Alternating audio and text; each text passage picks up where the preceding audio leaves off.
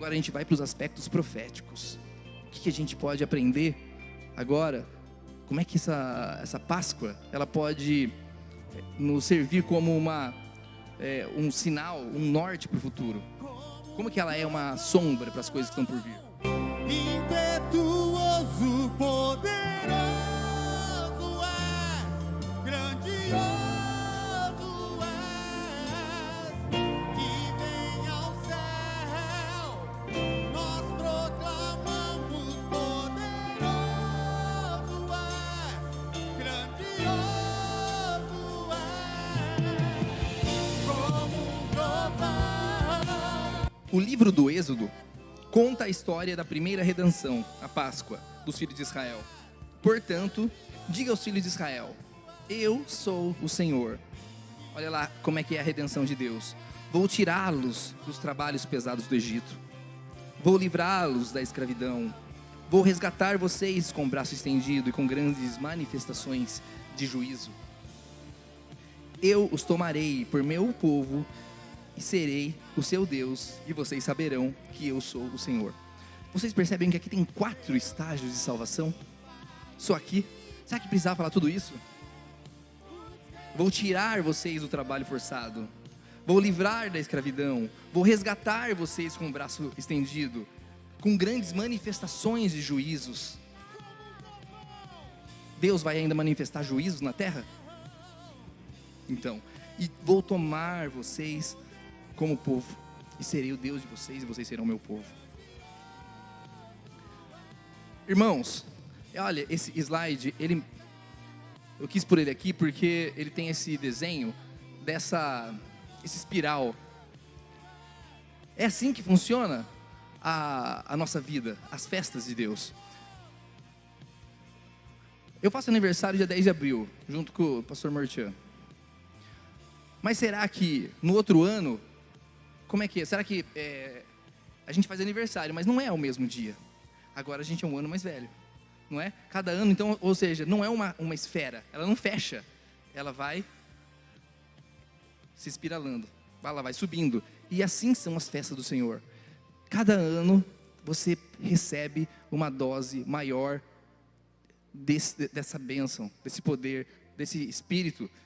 Olha, o fluxo do tempo é uma espiral e não uma linha reta. A cada ano, nós experimentamos o mesmo evento acontecendo em uma época diferente. As festas não são uma cópia do passado, são uma experiência do exato momento, de novo, de novo e de novo. Então, quando você for celebrar uma festa, não faça com má vontade, não faça sem você estar realmente fazendo aquilo com uma devoção, sabe? Fazendo isso com o coração empenhado. Se você vai celebrar a Páscoa, se você for fazer algo só por fazer, não faça. Se você vai dar o dízimo aqui na igreja, vai dar uma oferta aqui na igreja, só por fazer, sem você estar refletindo nisso, é melhor que nem faça. Porque vai ser pedras de tropeço na sua vida. Mas se você quer fazer isso, para você mostrar a sua obediência ao Eterno, se você quer ter uma intimidade com Ele, se você quer se aproximar dEle, se você quer se elevar espiritualmente, medite em tudo que você está fazendo e faça de coração, com toda a sua alma, com toda a sua força, com toda a sua capacidade. E aí sim, você vai ver o céu se abrir. Aí sim, você vai sentir e perceber que vai raiar a primavera na sua vida. Amém? Olha só. Como nos dias em que você saiu do Egito, eu mostrarei maravilhas. Eu pus esse versículo para mostrar para vocês que realmente Deus, Ele faz sempre da mesma forma. Da mesma forma que quando você saiu do Egito, eu vou fazer de novo. Eu fiz maravilhas no Egito, eu vou fazer maravilhas de novo. É ciclo, vocês conseguiram entender isso? Por isso que é importante fazer de novo, de novo, de novo. Existe um processo de redenção que é contínuo e composto de muitos capítulos. Mas será que quando a gente é salvo uma vez só e pronto? Acabou? Não é assim que fala, né? Estou salvo. Salvo uma vez, salvo para sempre. Estou de boa, posso fazer o que eu quiser. Olha só o que Paulo fala. Desta forma, meus queridos amigos, como vocês sempre obedeceram quando eu estava presente, é mais importante que obedeçam agora, enquanto estou distante. Continuem o quê? Desenvolvendo a sua libertação. Algumas traduções podem estar falando, continuem desenvolvendo a sua salvação. A salvação é alguma coisa que você cultiva, que você desenvolve, que você aprimora. E não tem um dia melhor para você fazer isso do que o dia da Páscoa, onde nós estamos aprimorando, nós estamos elevando sempre essa redenção, essa salvação. É lógico, não só na Páscoa, no dia a dia, sempre. Como? Com temor e tremor. Amém? Nesta noite de Páscoa, estamos então reunidos juntos para encerrar o quê? Mais um capítulo no processo de redenção da nossa vida. Olha que bênção, olha que alegria. Dentro da história do Êxodo, vemos duas etapas no processo de redenção que vão do individual ao coletivo.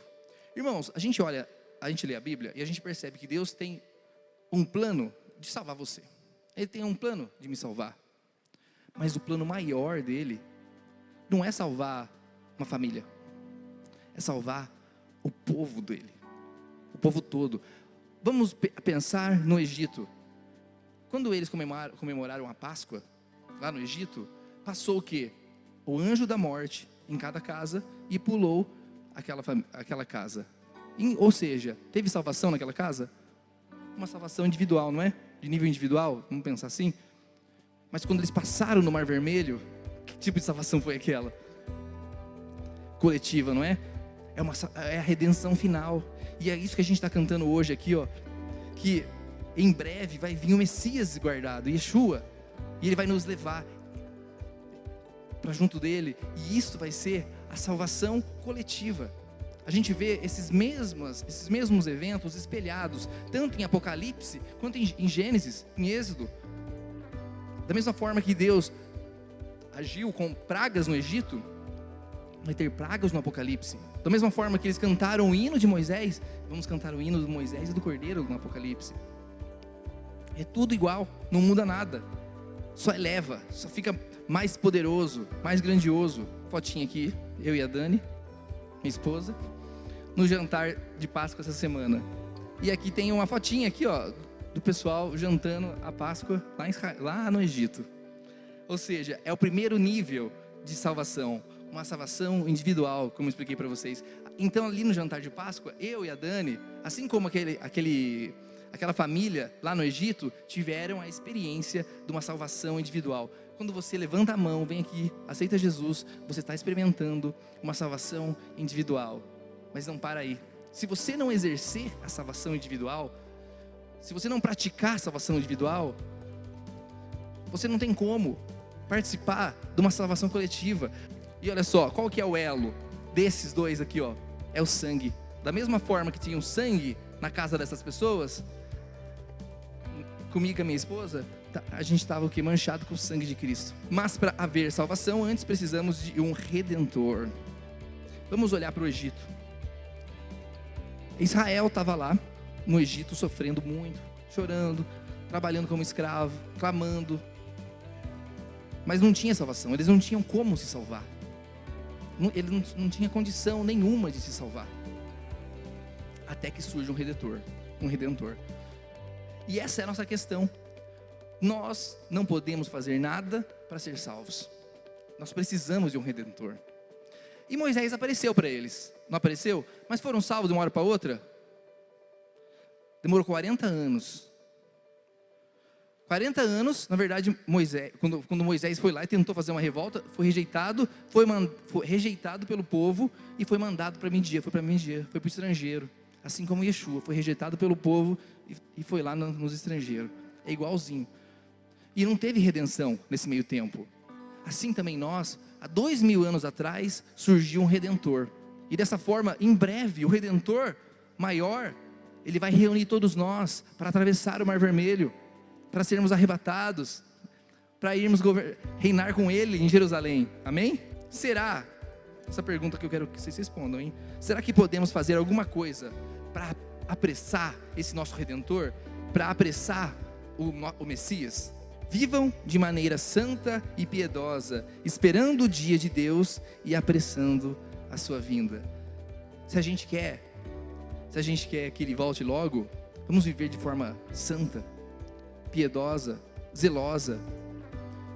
Como que a gente faz isso? Obedecendo os mandamentos dEle. Nossa capacidade de passar pelo nível de redenção pessoal nos levará então à redenção coletiva. Esse é o nível 2, né, de redenção. Nossa compreensão do passado nos ajuda a nos preparar para a futura redenção. Por isso a gente precisa conhecer bem a palavra de Deus. É dentro desse grande plano de salvação do homem que as redenções do passado, do presente e do futuro se convergem em uma só. É nessa noite especial que nós estamos vivendo hoje, que é a Páscoa. Amém?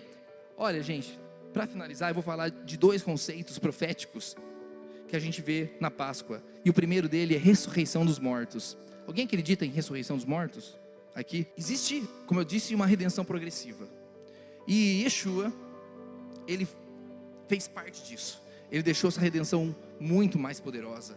Hoje a Páscoa nossa é muito mais plena, mas ainda não está totalmente plena. Vocês sabiam? Mas olha só uma coisa que aconteceu.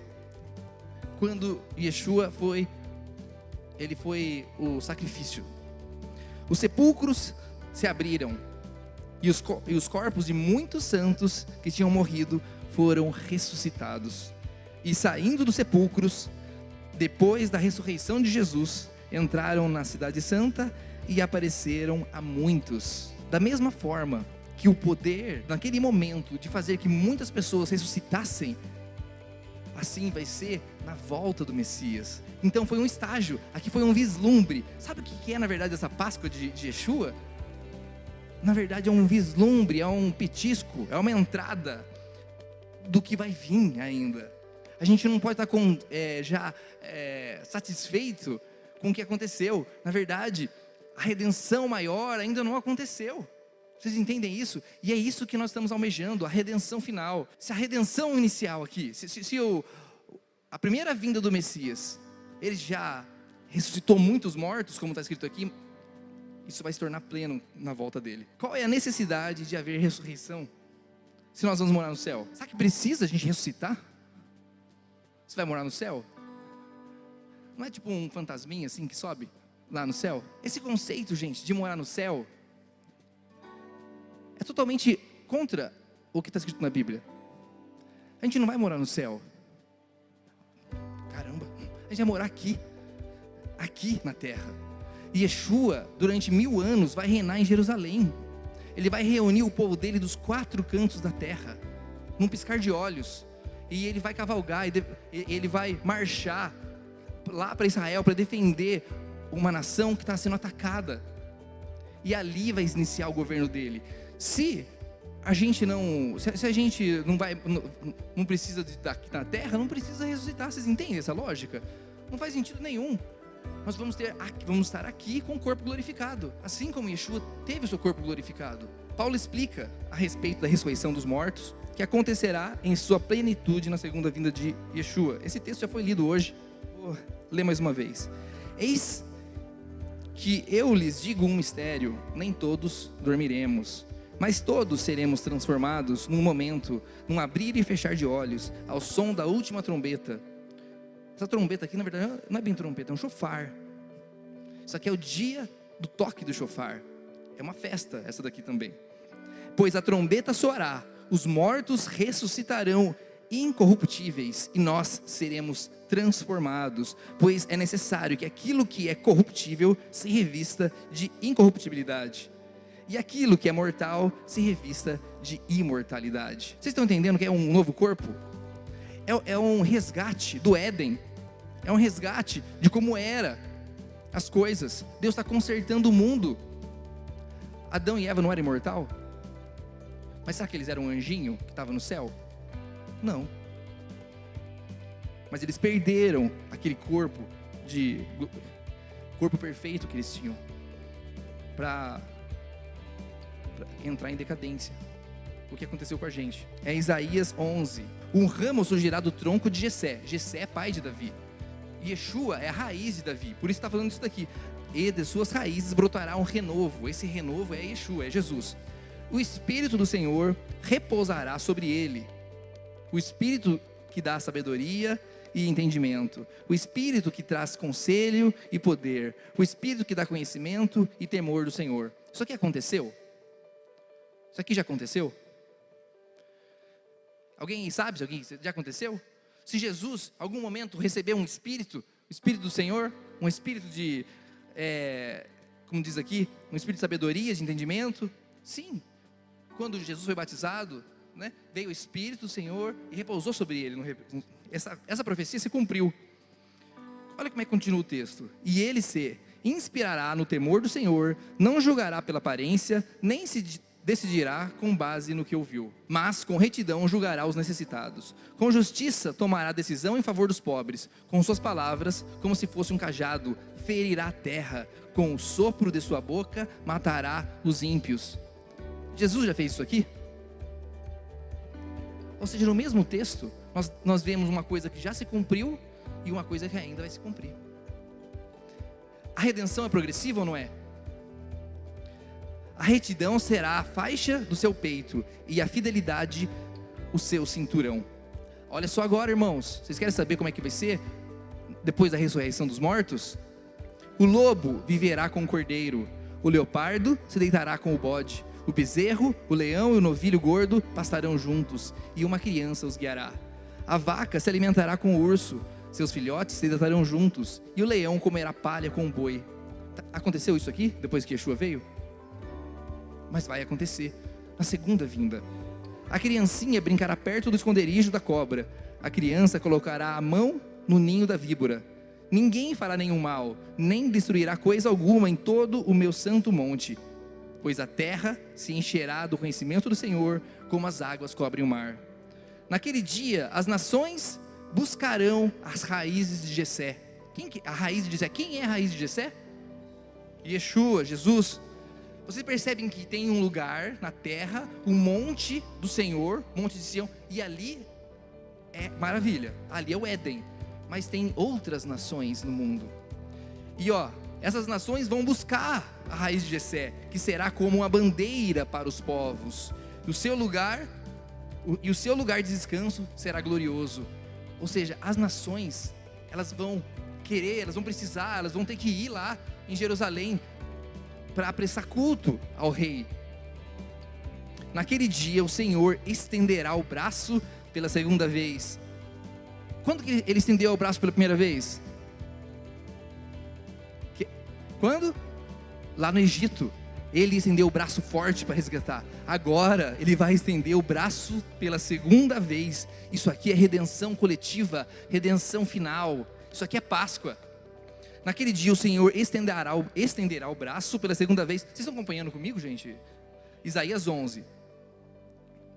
11:11, tá, tô. Naquele dia o Senhor estenderá o braço pela segunda vez para reivindicar o remanescente do seu povo que foi deixado na Síria, no Egito, em Patros, na Etiópia, em Elão, em Sinear, em Amate e nas ilhas do mar. Sabe o que é isso daqui?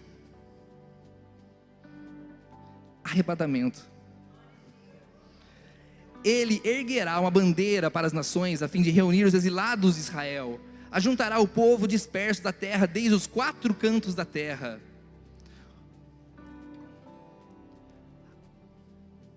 Olha no versículo 14. Aqui, nenhuma Bíblia está traduzida da forma correta aqui. Eu não sei, vocês vão me falar se está ou não. Aqui na minha está escrito assim: eles se infiltrarão pelas encostas da Filistia. Você sabe como é que está em hebraico esse infiltrarão? A palavra em hebraico aqui, eles voarão pela encosta da Filistia. Só que não faz muito sentido, né? A pessoa que vai traduzir fala assim: não, isso aqui eles vão voar. Ninguém vai voar. Vai. Vocês entenderam como que no Antigo Testamento a gente acaba não olhando para ele, e ele é profético, ele fala dos tempos que estão por vir, e a gente acaba ficando cego porque a gente não vai buscar?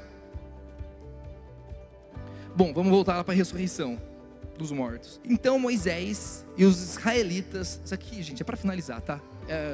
Eu ia falar de mais uma coisa, vamos ver, se vocês quiserem eu falo. Então Moisés e os israelitas entoaram este cântico ao Senhor: cantarei ao Senhor, pois triunfou gloriosamente, lançou ao mar o cavalo e o seu cavaleiro. Irmãos, por que vocês acham que Satanás vai ser lançado no mar de enxofre? Sabe por quê? Porque porque é um reflexo disso daqui. Faraó e todo o seu exército foi lançado no Mar Vermelho, da mesma forma que Satanás e o seu exército também será. Quando Deus resgatou o povo de Israel do Egito com pragas, Ele estava ali exercendo juízo contra todos os principados e potestades. É assim que funciona hoje.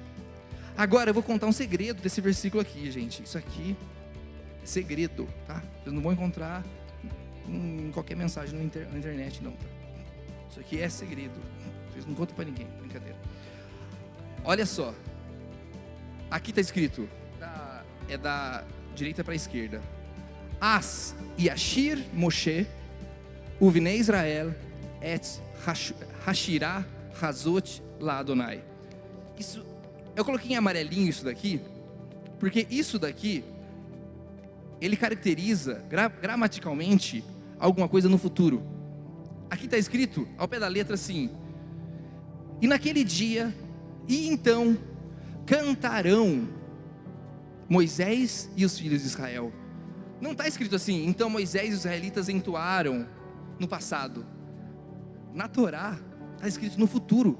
Vocês acreditam? Está escrito no futuro. Eu não estou falando, isso aqui, eu falei com a minha professora de hebraico lá, que eu faço curso lá, e eu falei, professora, lê isso aqui para mim. Eu escutei isso aqui é verdade, ela pegou, olhou, não, isso daí o verbo está no futuro.